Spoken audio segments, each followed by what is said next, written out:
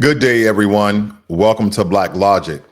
Prosecutors seek death penalty for Charlie Kirk's alleged killer, Tyler Robinson, citing multiple felony charges. Jimmy Kimmel sparks outrage after marking right-wing reactions to Charlie Kirk's murder. Israel opens temporary escape route from Gaza City as military operations intensify. Four arrested for projecting Trump and Epstein images onto Windsor Castle during royal protests.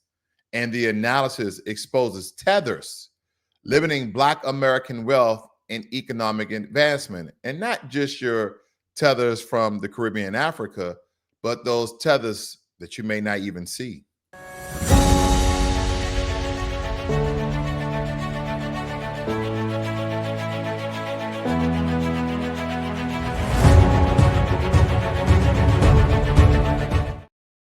So Tyler Robinson's case, he's the guy accused of assassinating Charlie Kirk. And the prosecutors aren't holding back. They're gunning for the death penalty.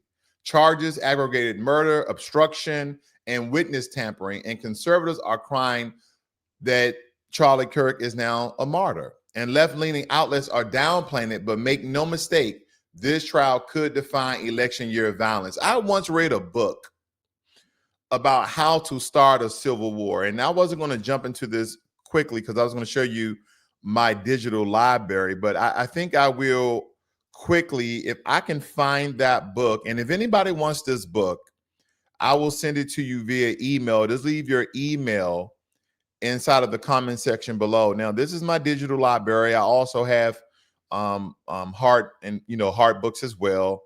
Some of the books you may be familiar with, like the 48 Laws of Power, which I told you I read each and every year. But I'm jumping here just quite frankly here, a lot of books on the construction of race and capitalism, all sorts of books.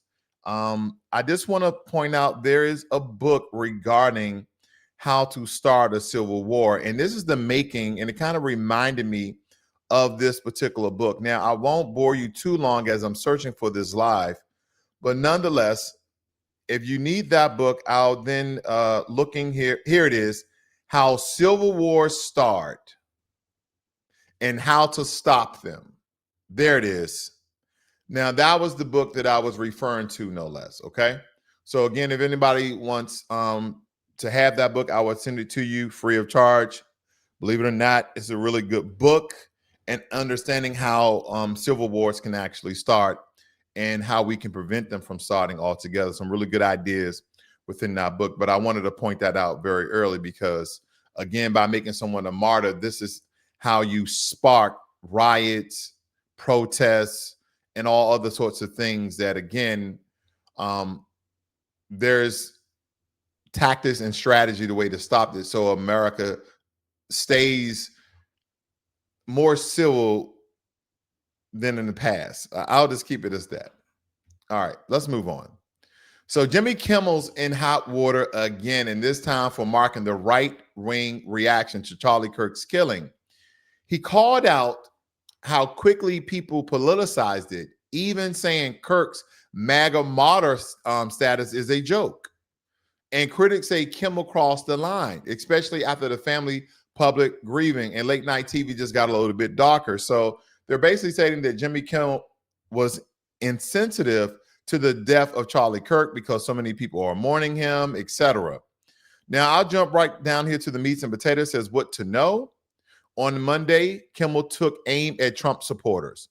We hit some new lows over the weekend with the MAGA Make America Great Again crowd or gang, desperately trying to characterize this kid who murdered Charlie Kirk as anything other than one of them and doing everything they can to score political points from it, the comedian said on ABC programming.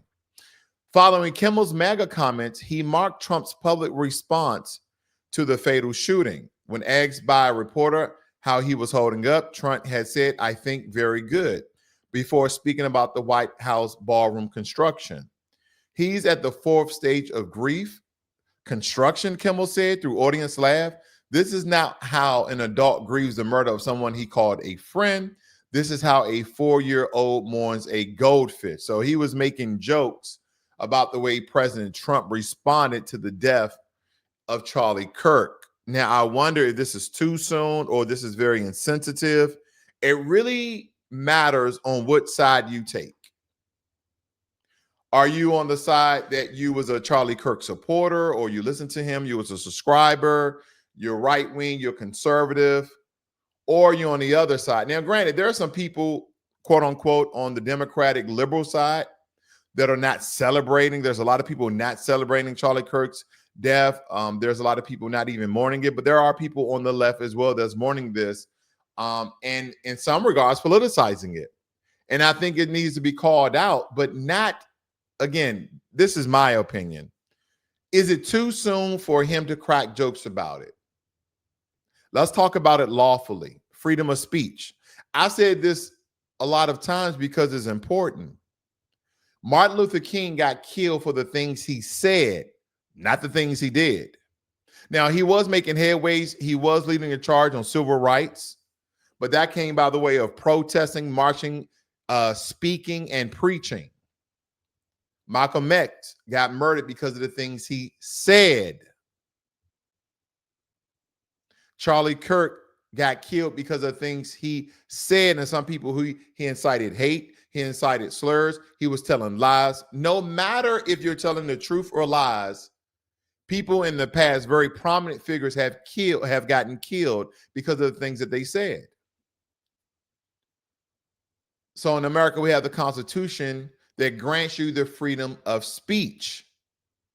And what people fail to recognize and to realize is it doesn't excuse you, or it doesn't exonerate you from the acts and the things that you may have consequences of. So freedom of speech, but not the freedom of consequence. That's what I'm getting at. So whatever backlash comes out from Jimmy Kimmel, understand that you can say anything that you want in America. You can say anything you want in the entire world, but there's consequences. Now in America, there doesn't supposed to be any consequences. But just yesterday, I reported that that there were legal U.S. visa holders that were talking about, and making mockery of Charlie Kirk's death, and Marco Rubio stating that these people will get deported, even though the Constitution gives them the same right because of their legal status of freedom of speech. And that the government should not do anything because of your freedom of speech, and that your freedom of expression. But we have already been violating the Constitution hand over fist. So the Constitution only serves you when you agree with it, and you disregard it when you disagree with it. So again, no matter if you think this is insensitive, but he should not have any backlash of the things he stated. He didn't say anything racist. He didn't say anything that will cause more of a divide, would he not? Or is this a comedian making jokes at a very insensitive time that a lot of people are disagreeing with?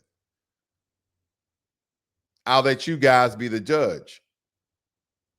I'm just looking at this very neutrally of how the many turns that this can take. Israel opens temporary route for residents to flee as troops and tanks push deeper into Gaza City. This is not going anywhere for a while, ladies and gentlemen, unfortunately. And the picture you see here on your screen is Gaza City. As I told you, 90% of Gaza City has been demolished. And the UN, out of all people, are basically stating that this is a genocide, that they meet 4 of the 5 criteria of a genocide. Israel just opened Salah ad-Din Street for a 48-hour window, telling residents, and that's the street that you see here on your screen, to flee or face incoming fire. Tanks and troops are closing in, and leaflets drop, airstrikes looming. It's survival mode down there, and humanitarian groups are calling it a catastrophe in slow motion. If you notice, a majority of the people are walking. They don't have adequate transportation to ship and drive them to a safe area outside of the war zone. Israel launched a ground offensive yesterday in Gaza City, where Israeli officials estimate 2,000 to 3,000 Hamas militants remain. And the operation in Gaza Strip, largest city, has led hundreds of thousands of Palestinians to flee south. And the United Nations estimated Monday that over 220,000 people had left northern Gaza since mid-August. And the new operation coincided with the publication of a UN report that has concluded that this is, in fact, is a genocide. Ever since October of 2023, an independent panel found Israel committed 4 of the 5 international recognized genocidal acts, including imposing living conditions. As you see here, ladies and gentlemen, there's no way that they can live. There's no place in Gaza City where they can live, because those buildings that you see in the background are all ruins. They're halfway demolished. They're falling down. There's nowhere safe in Gaza for these people to live. There is no safe refuge at all, including imposing living conditions intended to destroy a group. A separate UN affiliate report published last month declared famine in Gaza, as we talked about the starving men, women, and children. And Israel has rejected both accusations and reiterated its intention to control Gaza City, where you got it. The only people that are probably will be left is Hamas. And some people who just don't want to leave the city because they were born and raised there. And they say, I was born here, I was raised here, and I will die here. You have some people like that all the way around the world. They just won't leave no matter what's going on. Now, separately, families of Israeli hostages outside Israeli Prime Minister Benjamin Netanyahu's home over concerns that the ground offensive could further endanger the 20 hostages believed to be alive. Of course it will.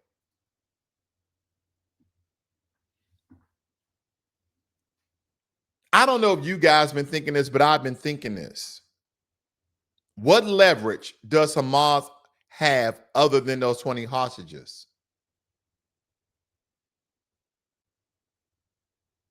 Does Israel rather, do they have the same mission protocol as America, that they will not negotiate with terrorists? And those 20 hostages, those 20 families that will be grieving? Because now it seems as though Israel is stating that those 20 hostages is the cost of war. It's the cost of eradicating terrorism from the region. Look for Gaza to be part of the greater Israel. Look for Gaza to be that. Look for Gaza to be renamed to possibly a biblical city. I don't know. Sodom and Gomorrah? No, that's people. I'm just stating here because I want you guys, again, to look at this very, I mean, it's astonishing, ladies and gentlemen. I mean, they literally destroyed an entire city where millions of people, I think roughly 2 million people, were living. And ever since this war has started, over 60,000 plus people have perished. And they allowed this one road for them to flee south so they can evacuate outside of the war zone. The UN stated that it's a genocide. Well, thanks, UN. What is the UN doing? That's the question I always have. What is the UN doing? They're doing nothing. They stated that France and Great Britain were going to come out and look at Palestine as a statehood and possibly provide protections or relief or humanitarian aid, but nothing has happened. Israel has denounced that, one, this is a genocide, two, that they started famine. But I mean, how can Israel is telling the world, do not believe your eyes. Don't believe this. These are lies. These are Palestinian lies. I don't know how your two eyes And the realization that you see here, and for a state to tell you that you don't see what you're seeing, that you literally demolish an entire city looking for 5,000 people. Let's just say Hamas is 5,000, because at one point in time, they have reports that Hamas was 15 to 20,000. And now you continue to bombard the city. And here's the plan, ladies and gentlemen. Here's the plan: to level every single building in Gaza so Hamas has nowhere to run, nowhere to hide except for the tunnels. Now, here's a question. If you level every single building and some of the entry and some of the entry and exit points of the tunnels are in those buildings, are in the basement of the buildings, how are you going to enter the tunnels to rescue the hostages, the remaining hostages? I don't think there is any plan to rescue the remaining hostages. They're calling this a loss. I don't think there's any plan to rescue the hostages, because I showed you, I think, a video clip possibly about a month ago, as we've been covering this, of the IDF, Israeli Defense Force, literally setting charges to buildings that had no people in them and just straight demolishing it. Why would you do that? Why would you hinder the effort of when this battle, when this skirmish, when this war is over, for Gazians, for Palestinians to rebuild their city?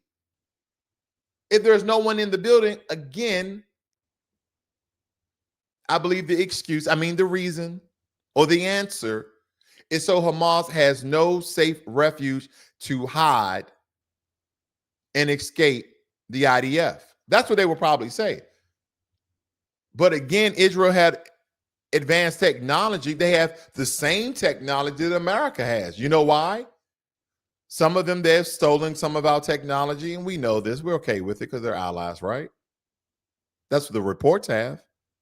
And then other technologies we've given to them because we're partners, we're allies, we're friends. I don't mean you and I just mean that the government. Why not do strategic strikes? Why not do pinpoint strikes? Why demolish an entire city where millions of people were living? That's just the questions I have. We don't want to say too much because we're definitely not anti-Semitic. Because if we were anti-Semitic, then we would be talking bad about Israel and Palestinians. For some reason, people do not understand that Palestinians are Semitic as well. Look at the history. Again, Palestinians are Semitic as well. This is what we need to be looking at, ladies and gentlemen. Now, I don't know if you guys are aware that President Trump has visited the UK for the second time for his royal visit. This is the second royal visit. This is, I think, the first time in history that a U.S. president got invited back for the second time. And so the British thought it would be cool, some protesters that is, to use a projection beam to show an image of Jeffrey Epstein and President Trump. This was around 4 activists that projected Trump and Epstein faces on Windsor Castle during Trump's state visit, alongside it slogans linking Trump to Epstein's dark past. And UK police, they wasn't amused. They made arrests right there on the spot. But the message that they are portraying here, they stated that it was loud and viral. It's protest theater with royal consequences. It's almost like the British people say, how dare you bring this man again back to the UK and roll out the royal carpet for this man? How dare you? I wonder if any of Jeffrey Epstein's friends were British. Are any of the people in the Epstein files on the Epstein list are British or European that actually live in Europe or part of the UK? I'm just asking questions because does it shock you or surprise you that They have British protesters against Trump's second visit to the royal family, and then they will go to the point where they will project image on Windsor Castle to show the relation between Jeffrey Epstein and President Trump. Is there more here than meets the eye? Is there more here that we need to find out about? Is it something that any of these protesters may know that we're not privy of the information they're in? I'm just asking questions because why go this far, knowing that they could possibly be arrested? Just to show the outlandish protests in disregard of President Trump's second royal visit. Why go this far? That's just the questions that I have, ladies and gentlemen. This is what they've done right there on Windsor Castle. They said you invited him for a second state visit to the United Kingdom. How absurd. There would be no tea and crumpets for him. No, sir.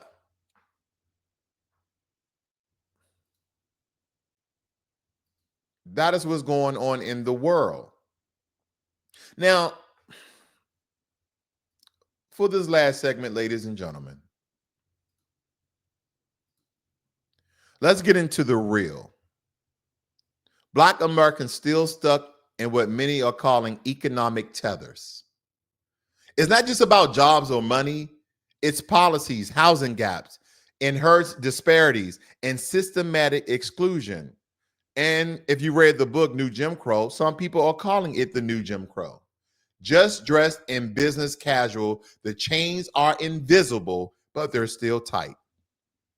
What we're talking about are tethers that are limiting Black American economic ascendancy and how a lot of these chains are quite invisible.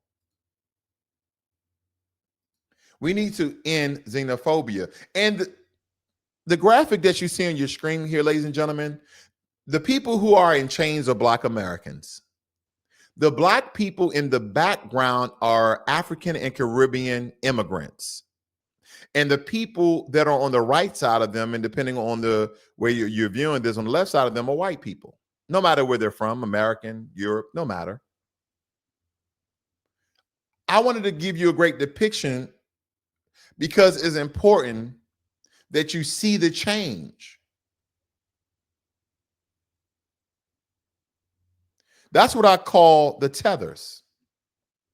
Not just the historical change of slavery, no, not that, but the systematic financial mechanisms that have kept foundational Black Americans from economic ascendancy for centuries. We often hear the narrative, Black people just need to work harder, just make better choices, go to school.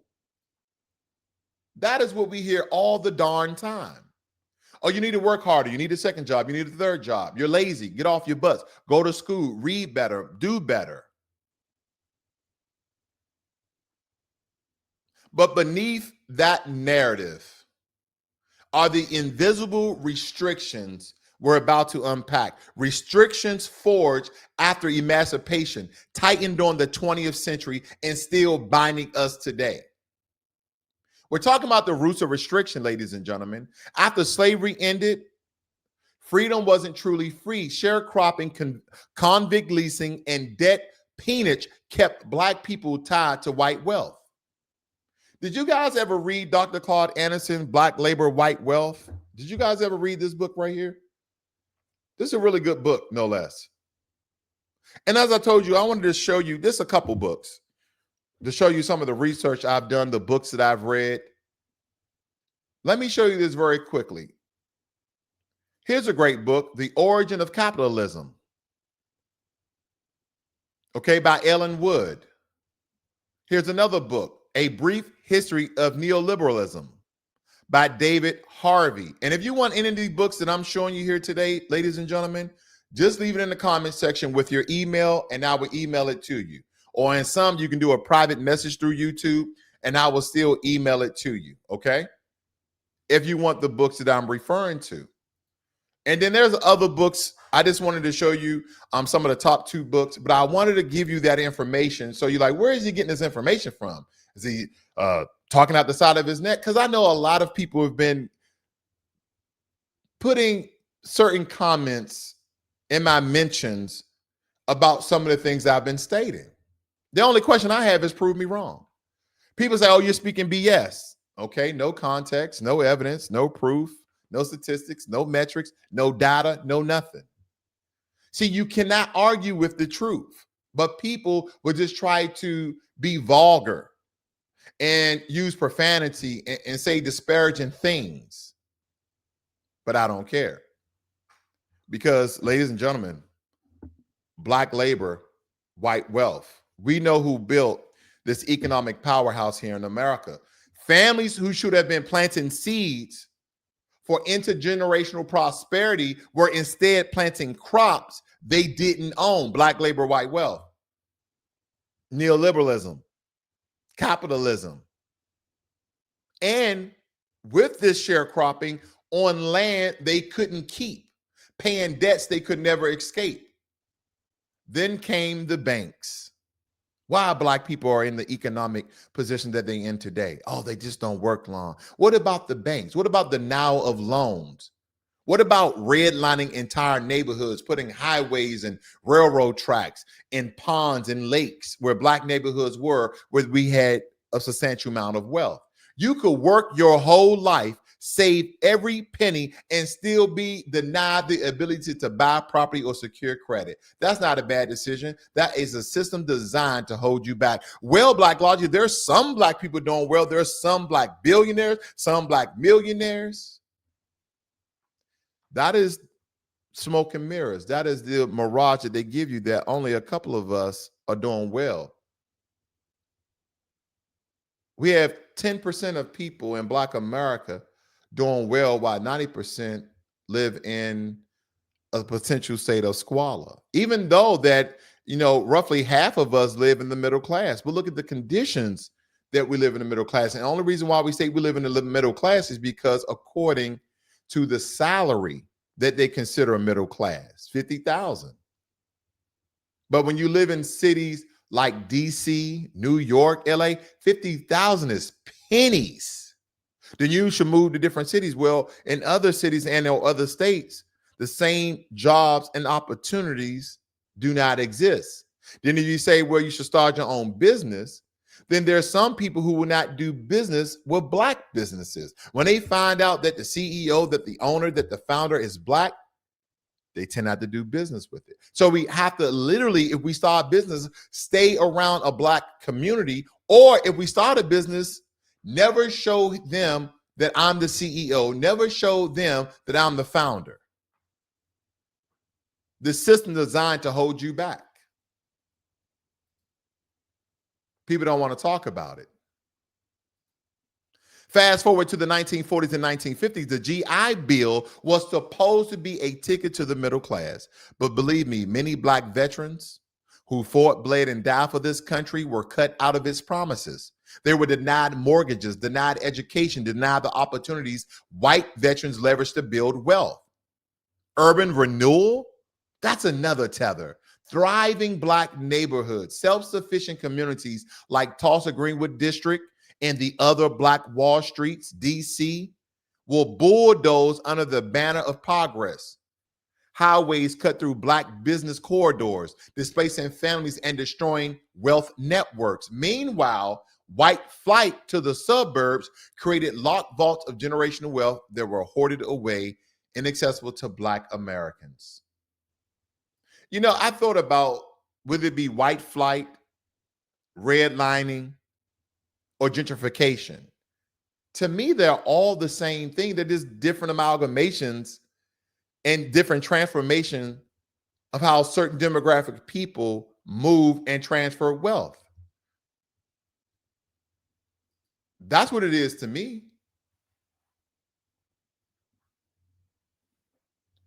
Because again, if you fast forward to 2008, the subprime mortgage crisis wasn't just a financial collapse.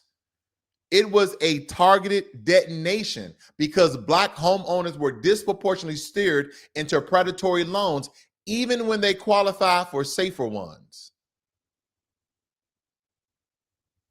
If you guys look into the case of Tanisa Coates, the case for reparation, that will give you more insight on what I'm referring to, because foreclosures wipe out what little generation wealth existed, because majority of people's wealth in America comes from their house, comes from their estate, comes from their land.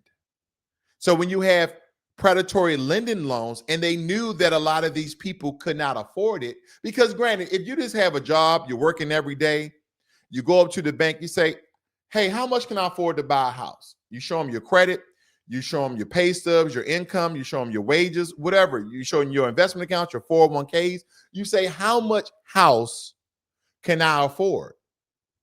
And again, they have all these different apparatuses and algorithms to show you, well, this is how much, everyday Americans use when it comes to groceries, lights. They go through your finances. So take, for instance, if your house loan can only account to $200,000. You can only borrow $200,000. But a lot of these predatory lenders were giving them $350,000, knowing that they could not afford the monthly payments. Well, you should have did your research. You should be better in math. Ladies and gentlemen, everybody's in this predicament. Everybody can't hire a financial advisor. Not everybody is privy to hire a CPA. Not everybody is great in math, especially when it comes to the American financial system. Lord have mercy. They made it so darn confusing. These were traps that even common day people, no matter your race, would understand. That is why we had that collapse in 2008. That's just one of the hallmarks. That's one of the tenets. And now in 2025, the gap is still staggering, because Pew Research confirms that the median white family has 7 to 10 times the wealth of the median black family. 7 to 10 times. These are the tethers, the invisible shackles that we're referring to. Anytime it seems that black people are gaining traction economically and we're slowly closing the wealth gap, so they can't keep using the same excuses that black people are not working hard. We see all these black people working hard. They tend to look at 1 to 2% of our people and say, that's Black America. You see them booty shaking on the cop car? That's Black America. You see them people fighting in the Walmart? You see them people fighting at Popeye? That's Black American. That's 2% of our population. But social media has done an injustice to white people, because now they're showing your debauchery. They're showing your chaotic nature. And again, not all black people, not all white people. I'm talking to those who take offense to this, because you're only taking offense to the truth. We don't need to go back to all the statistics that I showed yesterday, because people just said that was BS. People told me in my comment section that that was BS, that I was giving them government reports of the violence in America. These are the invisible chains. Because people can't see them, people do not believe they exist. People cannot see them, so they do not believe they can exist. You know how many conversations I've had with people, Black American, foundational Black American people, who do not understand the invisible tethers, not just the people, but the invisible shackles of the economic system that we live in, and how this has been portrayed throughout the course of time, and the certain systematic exclusions that have Black people in the economic position that we are in today. They can't see it because where it says in black and white. Well, these are the things that they did, and this is how they constructed. Well, they didn't say black. You don't need to say black if you're writing legislations and bills and policies that affect people in cities and communities that they're majority Black. As simple as that. What are you talking about? They don't want to talk about it. They don't want to talk about these things, ladies and gentlemen. Some people just can't handle complex information and connecting the dots. No one sees like we have the propensity in nature And even if you're taking, let's say, an IQ test or a test about patterns, majority of people can follow patterns, can make out a pattern, something that looks like a face, something that looks like a line, something that looks like a shape in nature or animal. The way we look at the stars, oh, that looks like a horse. Pattern recognition. Why are we not following and connecting the dots? It's a pattern. The only thing you need to go back, I mean, you can go back as early as slavery if you want to. You can go back, you can go far back as slavery, but you don't even need to go back to the early 1900s and see the progression in economic building that Black Americans had. Then see what occurred where the economic, the economy of the Black community dropped and tanked and bottomed out. And then we had to start up again. Then look at some of the Black Wall Streets that we've had around the nation, and then what occurred and how that was destroyed. Matter of fact, I'll give you one footnote. I'll give you one piece of evidence. And matter of fact, I'll do this right now. And if you guys want to do your research, these are accounts that I did not make up, but I'll provide receipts and invoices. An outbreak of racial violence known as the Red Summer occurred in 1919, an event that affected at least 26 cities across the United States of America. Look up the Red Summer of 1919, the race riots. Remember, people were talking about, oh, a race war. They want a race war. No, we know you guys outnumber us. And matter of fact, even if we outnumber you, Black people are just that good-hearted. Not the ones you see that is committing violence. I'm not talking about those guys. But the majority of Black people are very wholesome and loving people. No, either we outnumber you guys, had more guns than you guys, had more strategic advantage than you guys, we will still not want to go to war.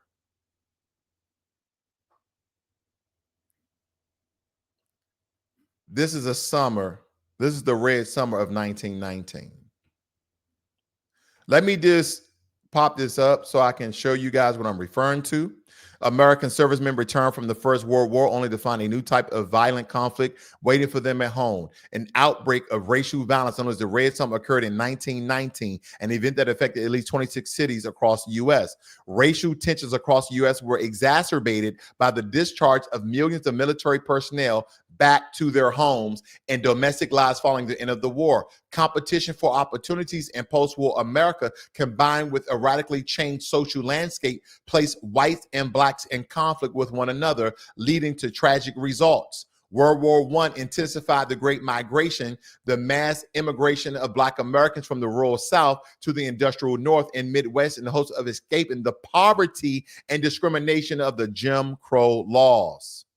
By the summer of 1919, approximately 500,000 Black Americans had resettled in northern cities. In many cases, northern whites, many of them newly arrived immigrants themselves, did not welcome Black newcomers. They were immigrants themselves. White, that's why I say it doesn't matter. The picture that I showed you guys of the white people in the background, it does not matter what country they're from, whether be America or immigrants. They were still being discriminatory and racist against Black folk. It does not matter. White supremacy reigns supreme worldwide. They do not care. This is a worldwide system.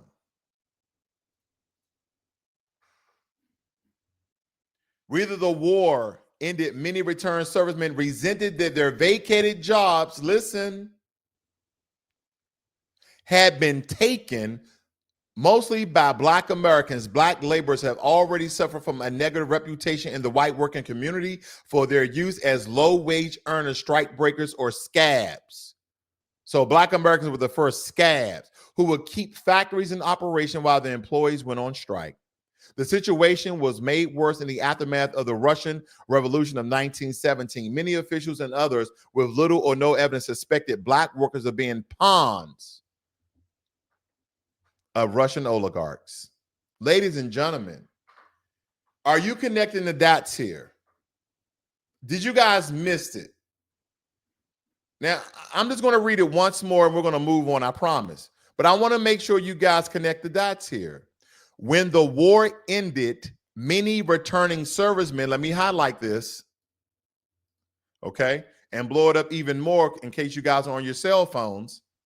When the war ended, many returning servicemen resented that their vacated jobs had been taken, mostly by Black Americans. Black laborers already suffered from a negative reputation in the white working community for their use as low-wage earning strikebreakers or scabs who would keep factories and operations while the employee went on strike. The situation was made worse in the aftermath of the Russian Revolution of 1917. Now, granted, calling Black people scabs is already a racist term. Scabs are formed after a wound, and scabs are usually Black. See, scabs. I digress, but the point I'm making here is they returned back from war to find Black people had their jobs and that they were working for lower wages. Then why didn't the white businessmen fire these Black people? Again, why didn't the white businessmen fire these Black workers and give the white men their jobs back?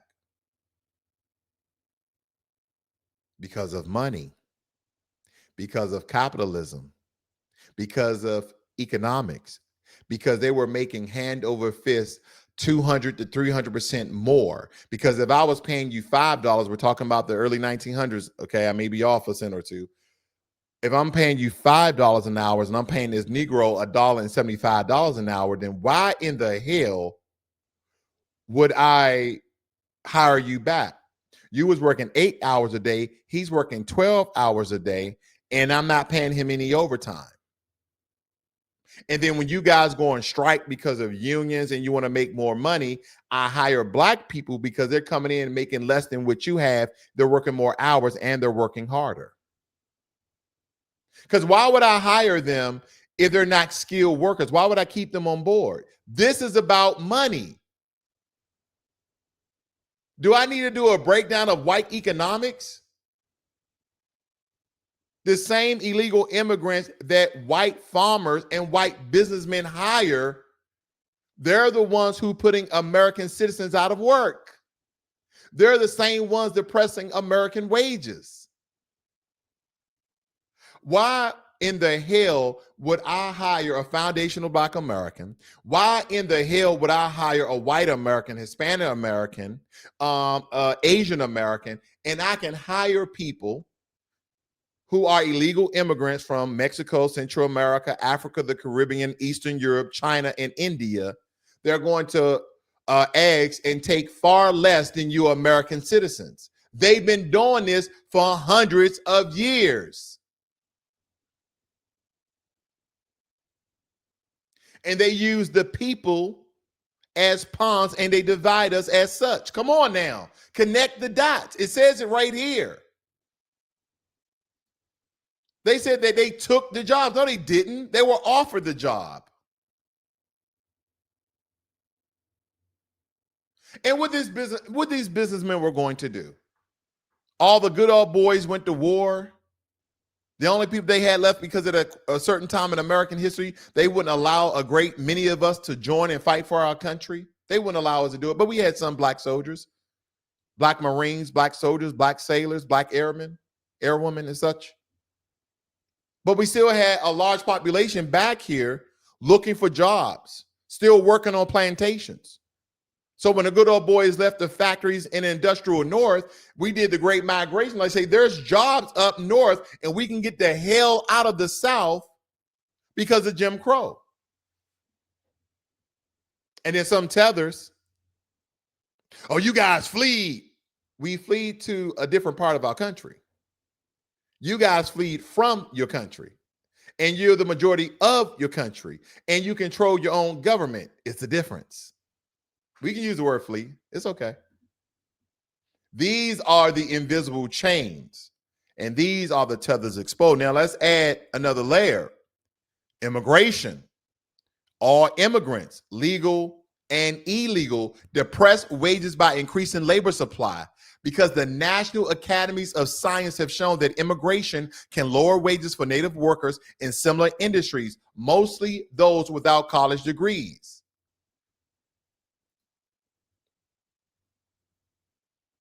This is where we are, ladies and gentlemen.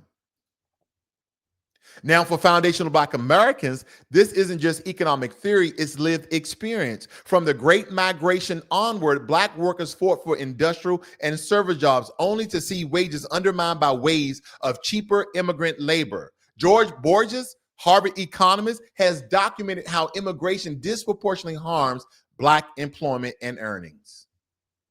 Today, tethers take the form of immigrant competition in construction, hospitality, and service industries, as well as factories and distribution, sectors where Black Americans historically sought opportunities. These workers aren't just competing, they're not just competing, many are actively undercutting wages, sabotaging access, and displacing indigenous Black labor. There's nothing that you can say to prove me wrong. There's only racial slurs and white supremacist ideology that you can use to try to debunk the truth and fact over fiction. We had leaders like Dr. Martin Luther King. He warned us of this in 1965, testifying even before Congress, no less. He called for protecting Black employment before opening the doors to large waves of immigrants. Dr. Claude Anderson did this. Dr. Martin Luther King did this. Malcolm X did this. John Henry Clark did this. All of these people came out and said the same things. Dr. Cress Wilson talked about this. How immigrants will basically replace foundational Black Americans, now even American citizens. And yet policy went the other direction with the 1965 Immigration and Nationality Act. And the result of that act, unfortunately, Black Americans had some help in that because we thought that would be reinforcement, but we were wrong. Our ancestors were wrong, but we understand the strategy. But the result of that Immigration and Nationality Act of 1965 resulted in more tethers. Just bring them all in. We got more tethers. So when we talk about tethers, we're not just talking about laws from a century ago. We're talking about policies and pipelines today that keep Black Americans locked out of economic mobility, while newcomers often leapfrog into positions that should have gone to us. I want you guys to think about all of the Seneca Valley jobs. I mean, now they're all over the place because Elon Musk, he moved to Texas. People are moving all around the US. But all of these tech jobs, instead of investing inside of urban communities, instead of investing into foundational Black American communities, instead of investing in white American communities to push our children into tech jobs, software coding jobs, computer literacy jobs, coding jobs, AI jobs. No, what we'll do, American businessmen, that is, we'll just go over to India and hire cheap programmers, coders. We'll just hire them cheap. We'll bring them over here. We'll give them like 110. They probably should make $250,000 a year, but we'll give them 110. And they can drive their Teslas, they can drive their electric cars, and they'll live a great life. They'll live a great life better than they would in India. Yeah. Let's just depress the wages of American citizens and replace all of the tech jobs, some of the doctors, some of the lawyers, with people from other countries. It's just cheaper. It's just cheaper.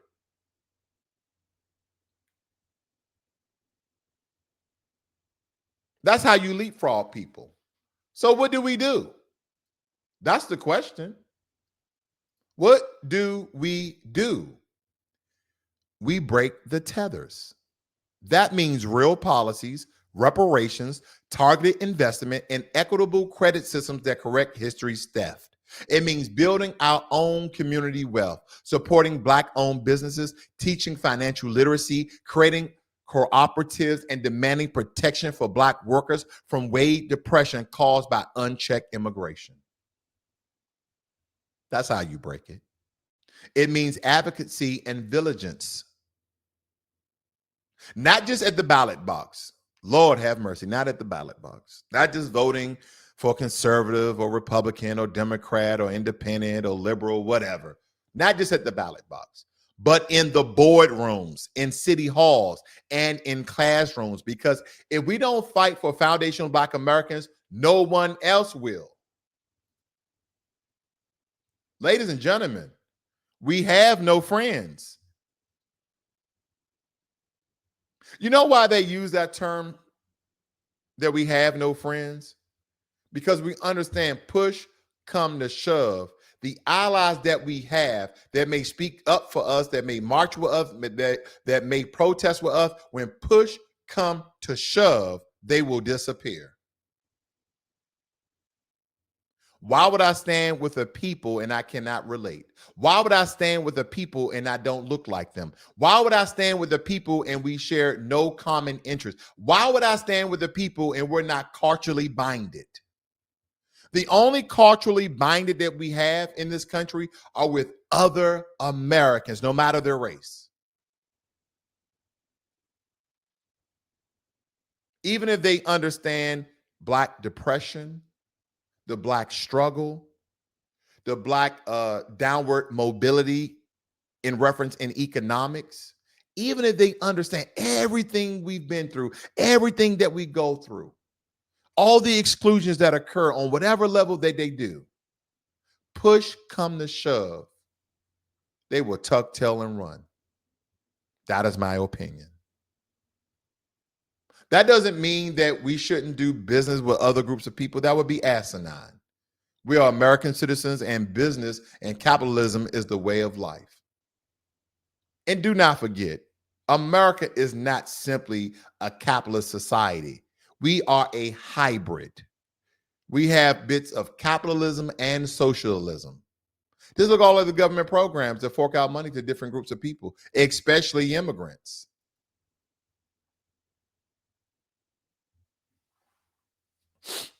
Here's the truth.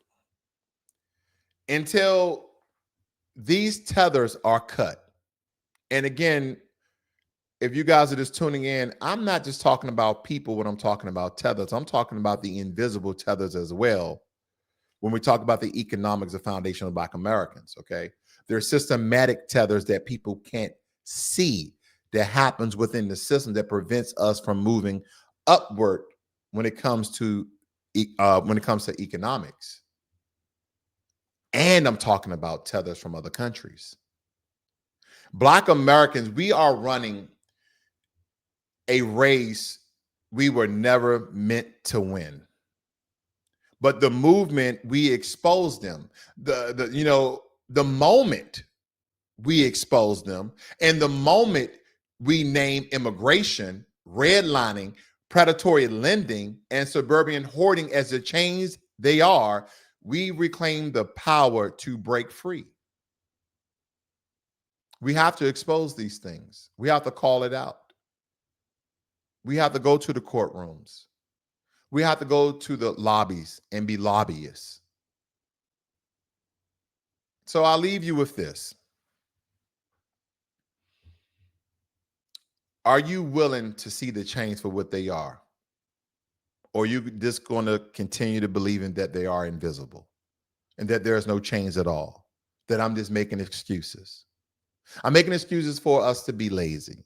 I'm making excuses for us not to go to college or go to trade or start our own business. I'm just making excuses like these things don't exist, no matter the amount of information I've had. No matter the amount of books that I've read with statistics and evidence and proof, no matter.